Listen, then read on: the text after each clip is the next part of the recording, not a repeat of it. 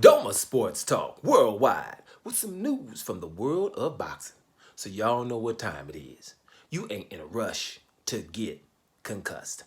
Now, we know the biggest thing in boxing right now. It's got to be Errol Spence versus Terrence Crawford. Both of them, what is the Truth versus Bud? The Big Fish versus Bud. All that old good stuff. And hey, we done had the press conferences and the dudes are handling their business. Right? Utmost respect for both of these guys. Both of them are awesome, and we know it. Right? You have people that go up for one or the other, but don't you have that with all fights? So it is what it is, right? Now, there's a few things though, sometimes you get, we can get the narrative and we go through things, get different narratives, and sometimes people will, believe some things. And I just want to kind of clear something up. I heard something about one of the fighters that Terrence Crawford fought to become undisputed. Now, anybody that been here, say I probably haven't said nothing about my man in about 6 months. But I always say this: all hail Julius Indongo. All hail Julius Indongo. Bam. And I'm going to have to tell you again. Now, Julius Indongo, I've heard, in the press conference, well, he ain't that good, right? He ain't that good.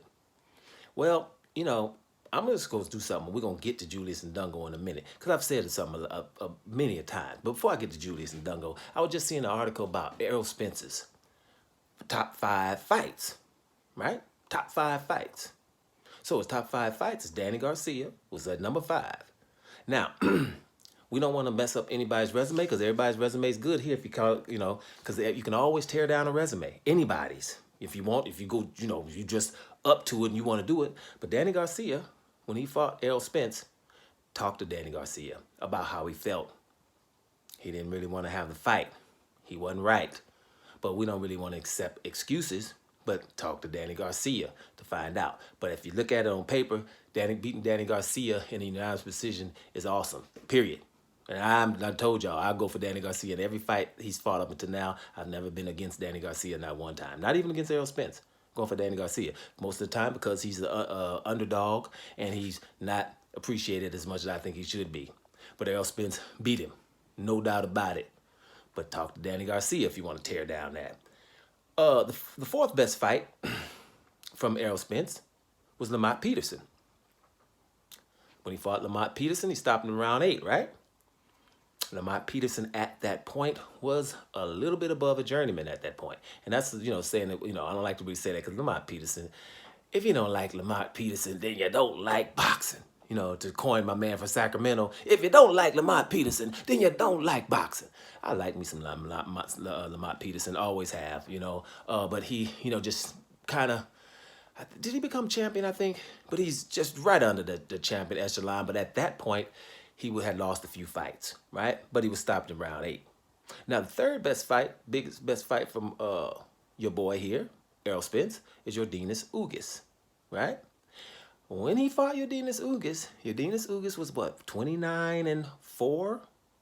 20-something and 4. 4 losses and 12 KOs. It's not exactly exuding a whole lot of punching power, right?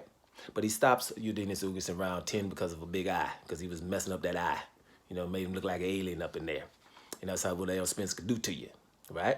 But that's Yordenis Ugas. Now, Yordenis Ugas was just coming off of beating Manny Pacquiao per unanimous decision, right? But other than that, Yordenis Ugas is his 3rd best fight.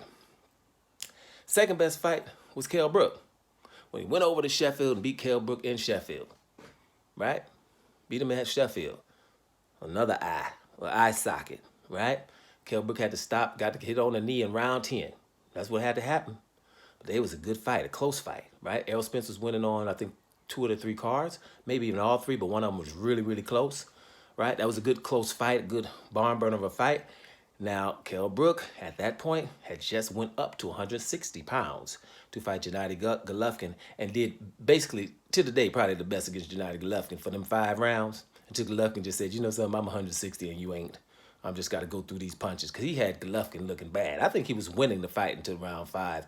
And then Golovkin hit him too hard and broke his right eye socket, leaving his skull a little bit fractured. So what happens when you mess with Errol Spence? Your other eye socket got broke. right? And then he had to lose weight to get back down to 147. So we don't really know how good Kell Brook was at that fight, but he gets credit for being a good Kell Brook at that fight. So whatever. So that's his second best. The best fight from Errol Spence is his fight against Sean Porter, right? Now his fight against Sean Porter, was that a split decision win? I'm not remember, but I think it was a split decision win. His very best fight, split decision win, and a fight that if it wasn't Sean Porter and Errol Spence, any fight that close, wouldn't we all be saying that he needs to readdress it? A rematch, right? Okay, those are the best fights from Errol Spence. The big fish, the man who told Terrence Crawford he should only get but 30%. That's what we're talking about. Now, you're looking at Terrence Crawford's resume, who don't got a good resume, right? Forget the whole resume. Let's just talk about Terrence Crawford in the welterweight division. The welterweight division. I just wrote down a little bit. Terrence Crawford got a Kell Brook on his resume too. He didn't go 10 rounds with him. He went about 3. Stopped him. 3 rounds. Now with Kell Brook, he's a couple of years older, and he wasn't in good condition of what they're saying. Kell Brook said he was in the best condition of his career. He didn't have to keep going down in weight. Came down. He had fought a couple of times at some catch weight, went down. He was wasn't the eye socket wasn't broke from Gennady Golovkin right before. He was in good condition, and most of the people who saying that, go look at their videos before the Kell Brook versus Terrence Crawford fight, and you will find that everyone was nervous because Kell Brook was saying he was in the best shape of his life. I'm just saying. So they both got a Kell Brook fight, right? Just saying. Both got a Sean Porter fight. Now, because a couple of years later, he fought Sean Porter, right? He stopped Sean Porter. And also a close fight with Sean Porter. But remember this, Sean Porter and Bud were very close, right? Bud did not want to fight Sean Porter. He was forced to fight Sean Porter. He didn't want him, but they put him as his mandatory, and then he had to fight Sean Porter, and Bud Crawford did not want to do that. And he fought accordingly. I think he was told about round 9, hey, bro, you might be behind this fight. Then he goes out and stops Sean Porter. Yeah, the father threw in the towel, but if it was my son, I would have been throwing in the damn towel too, especially when I know my son's been knocked down twice by a dude who's the best finisher in the game. And I would have thrown in the towel too, and so would you have. Stuck up another one. What about Cavalicus? You guys know Cavalicus is undefeated. Cavalicus was undefeated when he fought him, right? He stopped him. You know Jose Benavidez? Jose Benavidez, yeah, the brother of the Benavidez we talking about Canelo shouldn't fight or scared to fight. You know, he was undefeated and a mean dude when he was stopped by your boy, Terrence Bud Crawford. And you know somebody else? Seeing as though Julius Indongo gets so much props for beating Manny Pacquiao, so did Jeff Horn. Jeff Horn beat him. Jeff Horn didn't have 4 losses. Jeff Horn was undefeated. When Terrence Crawford comes up from 140 pounds and beats that big old Jeff Horn, who was a 154-pounder. Matter of fact, from all these guys we're talking about, Jeff Horn, 154-pounder, Benavidez, 154-pounder, Cavalicus, 154-pounder, Sean Porter, 160-pounder, Kell Brook, 154-pounder. You see what I'm saying? All of them got knocked the hell out. Now, since we're going to put Sean Porter as his best win, to put Sean Porter against Sean Porter, that's about even, right? Seeing as though I stopped him earlier. Put Kell Brook against Kell Brook, right? Seeing as though I stopped him earlier, right? Put Yordanis Ugas with, who we going to put Ugas with? Jeff Horn, right?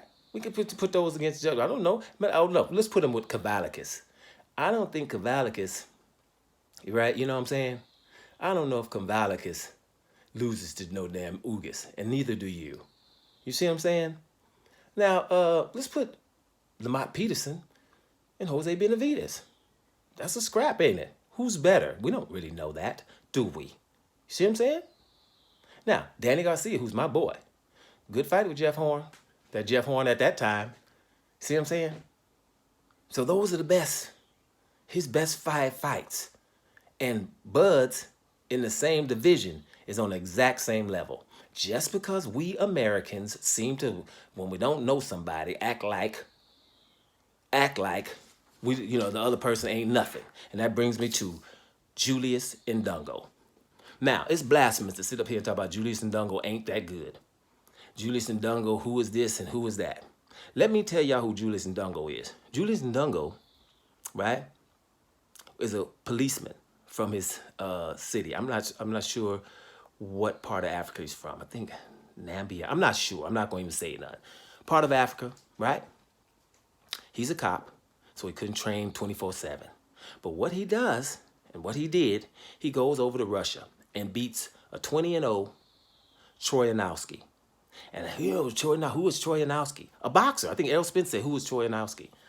He's 20-0, Eastern European, and he was the guy that they were about to say, the press was about to say that Terrence Crawford was scared of. That's who they were about to say.